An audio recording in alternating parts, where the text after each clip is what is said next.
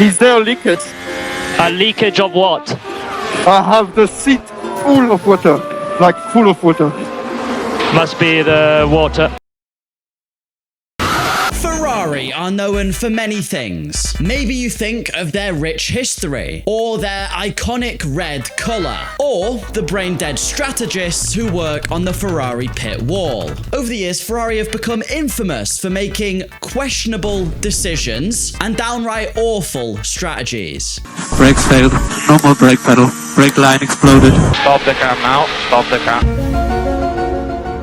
They've even got their own catchphrase. We are checking. Ask Ferrari something as simple as what lap it is and you'll probably get the response, "We are checking." But their most recent fuck-up is what's prompted me to make this video, the 2025 Australian Grand Prix. Because the geniuses over on the pit wall, well, they decided this. Now, during the race, Charles was in P6 and Lewis was in P8. I know that's not great anyway, but the pace just wasn't really there, which is a whole different issue in of itself. It's looking like 2026 is our year now. Every year with Ferrari, man. Next year's our year. Jesus. But as we came to lap 44, all of the cars were running on a dry track and they were using the dry tyres. But then rain began to fall. Oscar Piastri had a little oopsie-doopsie moment. Behind me in that tractor, you can see if you can see it, that is Oscar. And we wanted to see if he could reverse that trailer. And that caused the first batch of drivers to peel off into the pits, such as Lando Norris. But at this point, a lot of cars decided they'd actually stay out, which seemed like a fair enough gamble and would have worked if the rain wasn't too heavy. So now at this point, you've got Van Strappen leading the race, who is still on dry tyres, Hamilton in second, Gasly in third, and Charles in fourth, because Charles had a little fidget spinner moment on the track. Does anyone even remember those still? Fidget spinners? Man, I've reached unk status. But all of the fellas who were running on the intermediate tyres, well, they were sort of starting to catch as the rain got a bit worse. Why are you running? Why are you running? This meant that Verstappen, having more than 3 brain cells, well, him and Red Bull chose to just take it into the pits, put on those wet tyres. But Lewis stayed out and took the lead of the race, and Charles was up into P2. Because the French were actually being clever for once and weren't too busy eating cheese, Gasly had also gone into the pits. Now, I'm just going to note that at this point, the staying out strategy had essentially failed, at least for all of the other teams. And then it failed for Ferrari because Norris was sniffing Hamilton's arse and had made it past Leclerc by the time Max was out of the pit lane. So Ferrari by this point had lost all that time they gained by staying out, as Norris immediately also overtook Lewis Hamilton. The intermediate tyres were working a lot better. Now, this was when what I can only call the reincarnation of Sergio Perez, Liam Poulsen, decided to bin it in the wall. And that brought out the safety car. So as all the cars bunched together, Ferrari finally decided they might actually want to pit. And they did their stop, came out about 1 million places down, and ended up scoring less points than Kick fucking Sauber. This is just your average weekend as a Ferrari fan, by the way. There's not much point trying to even suggest what they could have done differently. Anyone watching the TV knew what was happening. First of all, they should have just followed Max into the pits when Red Bull decided that staying out was not the right strategy. Either that or Ferrari should have actually just committed to the bit. They should have stayed out during the safety car period and hoped that the ground effect as they went behind the safety car would dry the track enough to give them an advantage. Or if you are going to do a risky strategy like trying to stay out, why not do it with one driver and pit the other one? That way you minimize the risk and don't have... You know what? I don't even know why I'm even bothering, because Ferrari will never listen, and I don't think they have enough brain cells to comprehend minimizing risk. You may think that, this is just a one-off and we should forgive them, and, you know, it's not the end of the world. It's one race. Oh, no. This has happened time and time again, often costing Ferrari valuable points or even a win. For example, Monaco 2022. This was another race with changing conditions, so going from wet to dry. Evidently, not Ferrari's strongest suit. But on Saturday qualifying, they had locked out a 1-2 front row start in Monaco. Basically, the best thing you can ask for. So we start the race, the cars drive around. On the formation lap, Latifi goes in the wall, which was quite funny. But as the race progressed, the track started to get drier. Now, at first, all the teams started on the full wet tire. Me when your mum when, me when your mum. There's a joke in there somewhere. Anyway, as the track was drying, a few people decided to pit onto Inters, and it was clearly the faster tire at the time. But again, Ferrari were one of the last to do this, which I guess they could afford because they were leading the race, so it does give them a little bit of a gap, but it still shows you what kind of strategists we're dealing with. But then the track went to dry tires, and Ferrari, with all their genius, decided to do a double stack. Stop. This held Leclerc up so much in doing so, and well, you know what? I'll just show you the clip of Leclerc's reaction. And box now, box now, box for hard.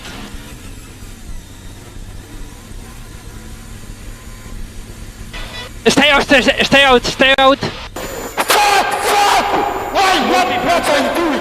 With Red Bull not being incompetent, they got ahead of the Ferraris, and then you know what it's like trying to overtake at Monaco. Impossible. And so that meant Ferrari became the first team to not score a win from a front row lockout at Monaco since Ferrari in 2008. History really does just continuously repeat itself. There is even more examples of this, by the way, and it doesn't get any better. If anything, it just gets worse. Hungary 2022 also. So Leclerc was having a pretty good race, and he was even contending for the win. But as the cars had been racing that weekend, many drivers were complaining about how shit the hard tires were. You know what Pirelli are like? Some weekends, one tire is absolutely amazing, but one is also completely unusable. It's the biggest piece of dog shit. The Pirelli tires are either made out of netherite or Swiss cheese, and there's no in between.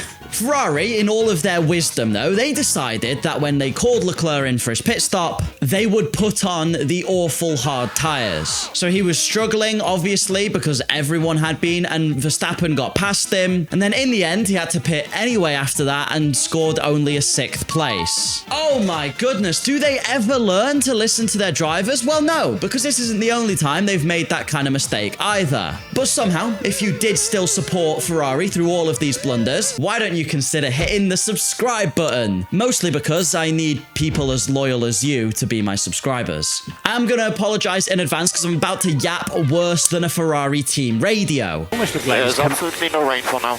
Raining at turn 12, we believe. Box now, box now, box. No, it's beautiful.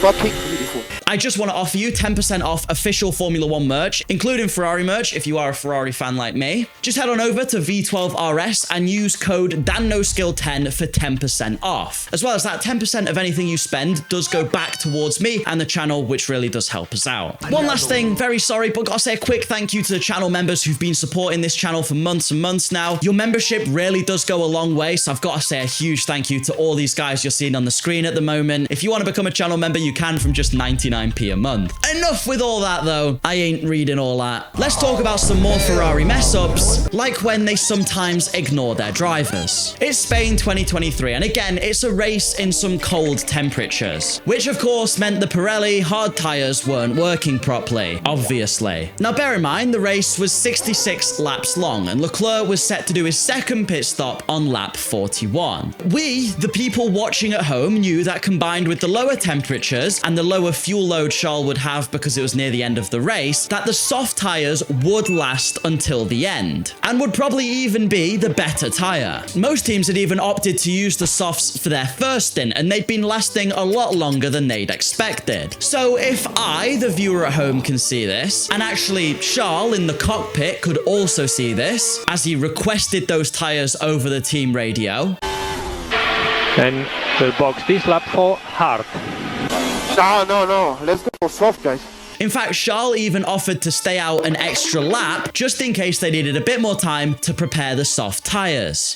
Box anyway? So what do you think Ferrari did? Did they A, pit him and have the softs ready on time? Did they B, let him stay out and prepare the softs properly so he could come in and pit? Or did they C, pit him, wait for him to get into the pit lane, then tell him, actually, fuck you, we're using the hard tires, and make the race harder for themselves, despite the commentators, the viewers, and the driver in the car all being able to see the softs would be the better option? Well, here's the clip. Box anyway? Yes, box now, box now, box. Box. We are doing hard.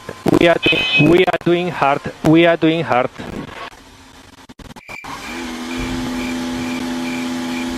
Jesus Christ, can this team do anything right? No. Honestly, Ferrari might as well just roll a dice to decide their strategy. At this point, they'd probably do better. Dry in the desert? Put the intermediates on. Why the f not? It's been like this for years too. This isn't just something recently done by Ferrari. The strategy honestly just feels like it's been made up on the spot. Let's go back 3 years earlier than 2023 to Spain 2020, where Sebastian Vettel this time is out on the softs. He started the race on the medium tyres and had run them for 29 laps. Okay, so obviously he's expecting another stop during the race, as most teams were doing the two-stop strategy. But all of a sudden, Ferrari had an absolute stroke of genius. Or maybe I should say Ferrari had a stroke. No genius. Because they come over the team radio and ask, should we stay out, Mr. Seb? Here's the full message. What do you think about going to the end with these tires? I did it before. Now I've been pushing for 3 laps. Understand, we are just checking. It depends. Yeah. Okay, here's the task for you. What do I have to do to stay ahead? Need 23.4, 23.5 till the end. I can do that.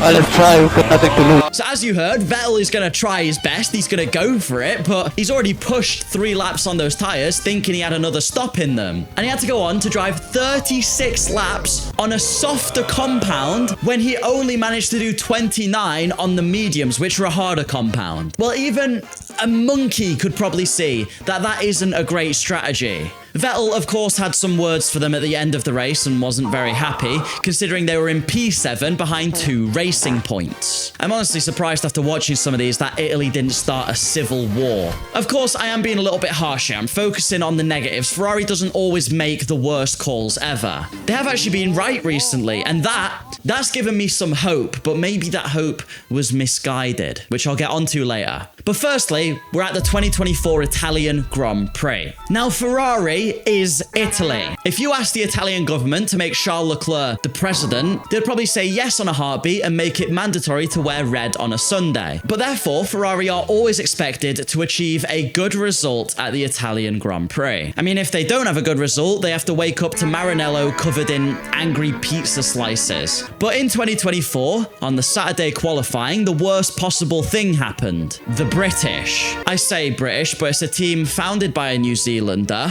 with an American CEO, an Australian driver, and a British driver who has Belgian citizenship. But hey, they're based in the UK, I guess. Anyway, with McLaren starting 1-2 in Italy, it wasn't a great Saturday for the Tifosi. So Ferrari would have to try something to beat those papaya f***s. Quick side note, but does anyone actually think McLaren is papaya? I'm pretty sure that isn't papaya, it's just orange. Because papaya has like more of a pinkishness to it, do you not think? And anyway, enough colour theory, let's talk about the actual race. Sorry, I got sidetracked. Lando and Oscar both committed to the 2-stop pit strategy. That meant they'd take an extra stop than the mandatory amount because they believed the fresher, faster tyres would be worth the 20 seconds it takes to go in the pit lane and change them. But Ferrari went for something different. Who knows if they meant to do it on purpose or not? Maybe the pit crew were asleep on a siesta. Maybe the strategists were drunk off red wine. But for some reason, they decided to stay out, and this time, it paid off. Even with Oscar millimeters away from getting past Charles at the end of the race, he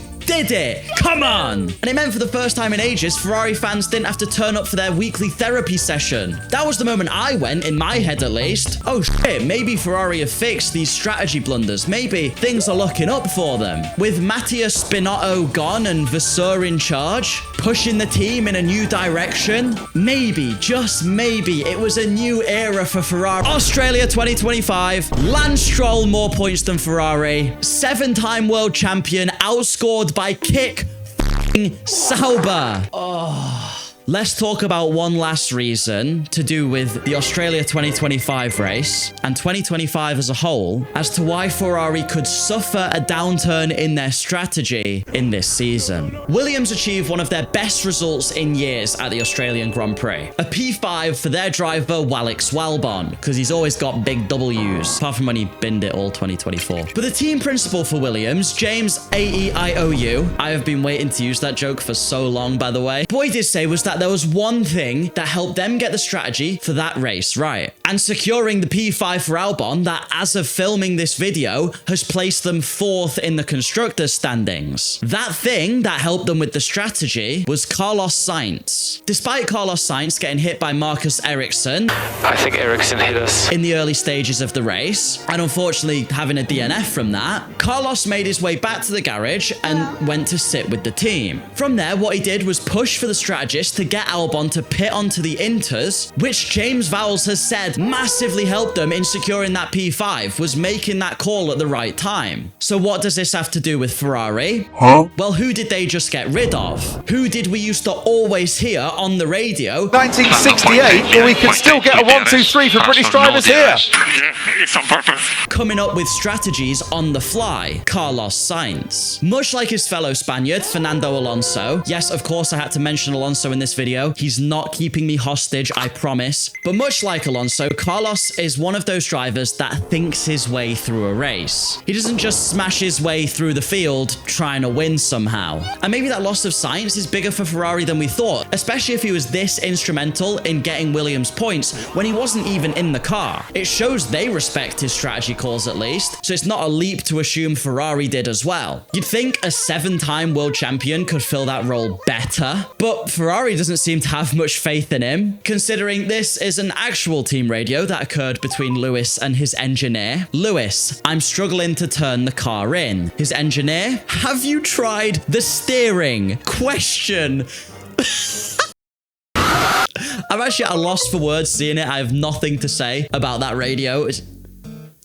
So what do you actually think about the Ferrari whole strategy blunder? I can see this being a one-off and Ferrari getting back on form, especially as they grow a bond with Lewis Hamilton better. But I can also see the diabolical strategy calls of the turbo hybrid era coming back. I just want this year to be our year, and if you do too, please consider hitting the subscribe button. I really hope Australia is the outlier for the season and Ferrari is on form for the rest of the races. Plus, if you subscribe, it helps me feel a little bit less sad about how absolutely useless they were in Australia. Thanks again to the channel members for your continued support. I'm just gonna say it, you guys are really helping me out, and obviously you get some access to some exclusive stuff, so thank you very much. It's really cool of you. I hope you have a lovely rest of your day, everybody. I'll see you all next time, and goodbye!